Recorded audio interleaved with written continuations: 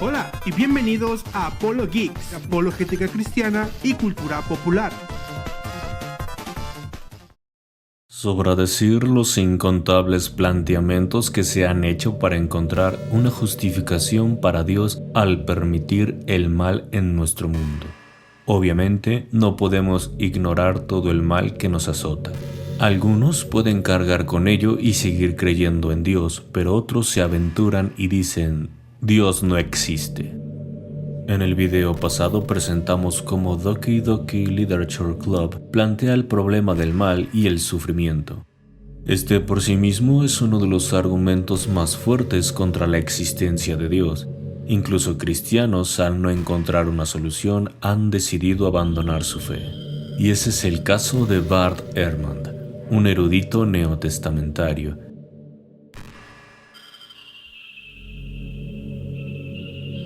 Irónicamente y en propias letras de Bart, su esposa es todo su opuesto.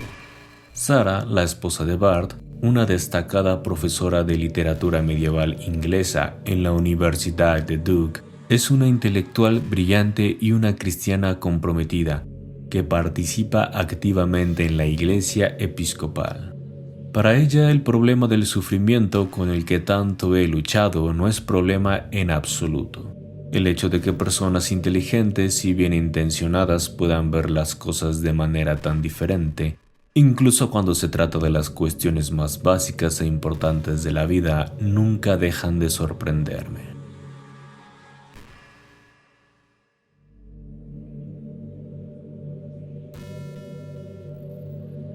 Debe quedar claro que no estamos tratando de relativizar el problema del mal solo con meras opiniones de una u otra posición.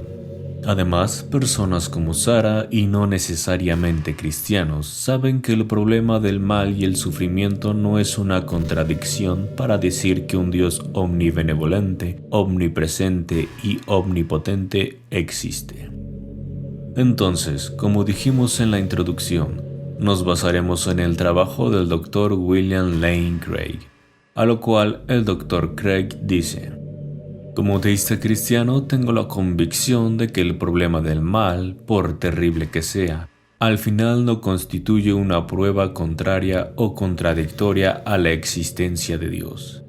Al contrario, en efecto, creo que el teísmo cristiano es la última y la mejor esperanza del hombre para resolver el problema del mal. Para poder explicar el por qué pienso de esa manera, será útil establecer algunas distinciones para mantener nuestro pensamiento claro. En primer lugar, debemos distinguir entre el problema intelectual del mal y el problema emocional del mal. El problema intelectual del mal se refiere a cómo dar una explicación racional de la manera que Dios y el mal puedan coexistir. El problema emocional del mal tiene que ver con la manera de deshacer la aversión emocional de las personas hacia un Dios que permita el sufrimiento.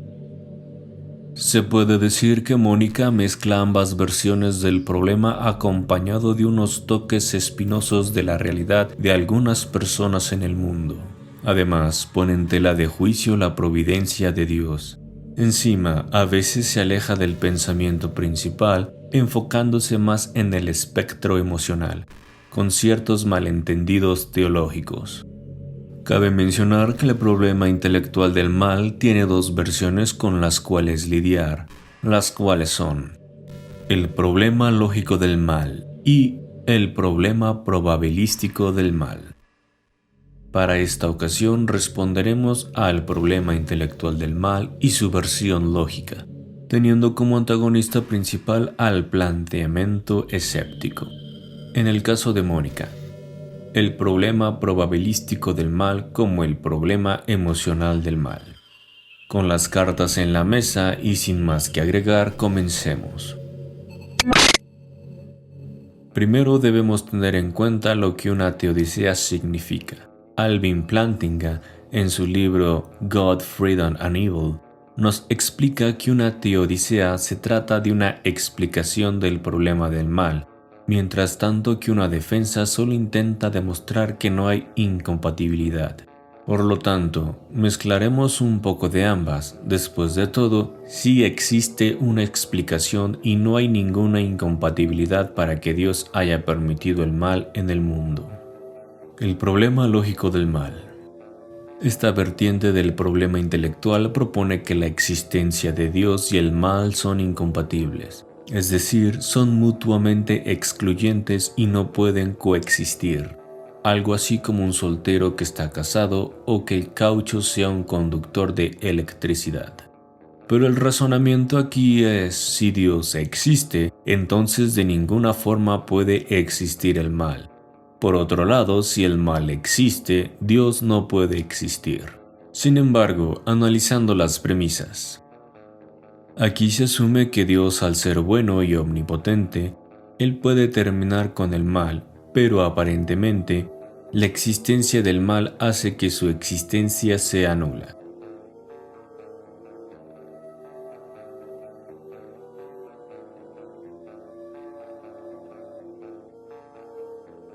Y más importante aún, ¿cómo es que las premisas concluyen lógicamente que Dios no existe?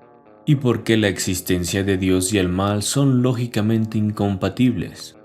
Por otro lado, hay un problema con decir que Dios y el mal no pueden coexistir, pues no existe ninguna razón para pensar que Dios y el mal sean lógicamente incompatibles. De todas formas, no hay una contradicción lógica explícita. Otra cosa es que se critique el nulo actuar de Dios en el mundo para prevenir el mal, algo que exploraremos más adelante en las otras vertientes del problema del mal. Puede que en la cabeza del escéptico existan las mismas premisas o diferentes premisas a diferencia de las que originalmente habíamos presentado.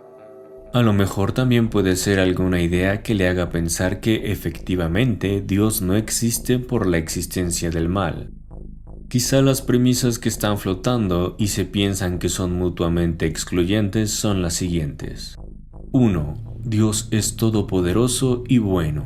2. El mal existe. Por lo tanto, 3. Dios no existe. Si estas fueran las premisas, la premisa 1 y 2 son verdaderas indudablemente.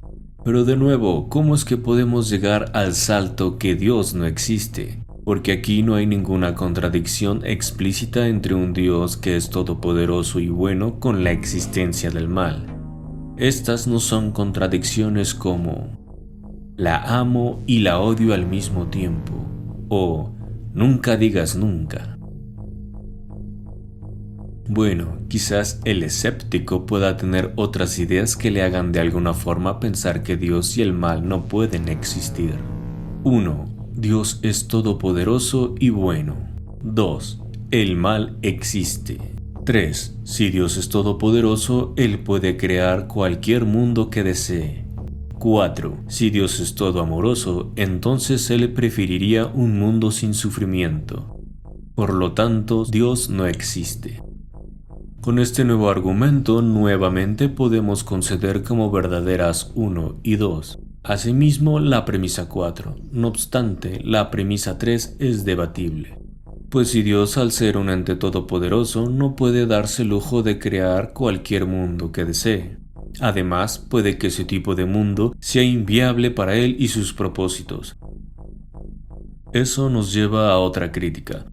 Pues aparte de no tomar en cuenta las intenciones de Dios, se estaría omitiendo lo que la omnipotencia verdaderamente significa. Prácticamente se da a entender, de una forma intencionada o no, que Dios puede hacer absolutamente todo, incluyendo absurdos, por ejemplo, ir en contra de su naturaleza omnibenevolente. Esto puede dar para otro video, pero por el momento la omnipotencia debidamente definida se define como: el poder divino está limitado solamente por lo absurdo y lo autocontradictorio. Dios puede hacer cualquier cosa que no implique una imposibilidad lógica. Una imposibilidad lógica significa que el predicado es contradictorio en referencia al sujeto. Por ejemplo, un espíritu material, una deidad corpórea, una piedra sensible, un hombre irracional, un cuerpo sin partes o extensión, un triángulo de 4 lados. Estos no son objetos de poder y por lo tanto no es una limitante real de la omnipotencia divina el decir que Dios no puede crearlos. Una imposibilidad lógica es en realidad una no entidad. Y el decir que Dios no puede crear una no entidad no es una limitación o negación de poder. El verdadero poder implica la capacidad de crear una entidad. Regresando a las premisas, parece que el replicante también hace una asunción. Asume que Dios no puede tener razones morales y justificadas para permitir el mal. Males como Hitler y sus ideales que acabaron con millones de personas, alguna hambruna que arrastre miles de personas a la muerte, o una pandemia que azote al mundo. Sin embargo, su asunción no necesariamente es verdadera. Por supuesto, todo siempre y cuando sea tan siquiera posible, que Dios tenga las razones morales y justificadas suficientes para permitir el mal. Además, el problema del mal es un argumento que debe defenderse bajo sus propias premisas y el defensor del problema es quien debe demostrar que un Dios omnibenevolente como omnipotente no podría tener ninguna razón para permitir los males en el mundo. De todos modos, es el escéptico quien está diciendo que el mal es incompatible con la existencia de Dios. No obstante, a pesar de la carga de la prueba que puedan contener las premisas del escéptico, ciertamente, es lógicamente posible que Dios y el mal puedan coexistir. Incluso filósofos ateos y ateos agnósticos han admitido esto.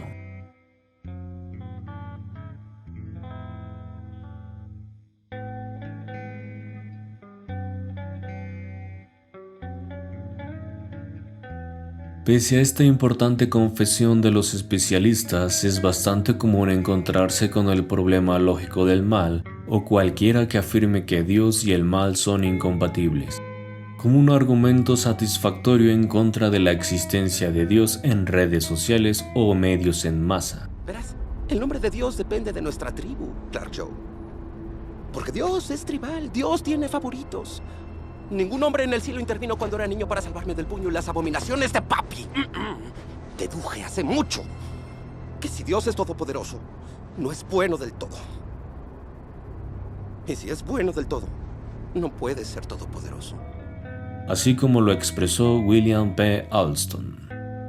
Ahora se reconoce casi por todos que el argumento lógico está en bancarrota. Asimismo, existe un consenso general entre los filósofos contemporáneos sobre el problema lógico del mal, alegando que éste está resuelto y por lo tanto la coexistencia de Dios y el mal son lógicamente posibles. Ahora bien, si la existencia del mal y la existencia de Dios son posibles, ¿por qué entonces Dios ha permitido el mal? Esa pregunta nos lleva a la segunda vertiente, el problema probabilístico del mal, el cual lidiaremos en el próximo video. No nos dejes colgados, el Club de Literatura todavía tiene muchas cosas que decir.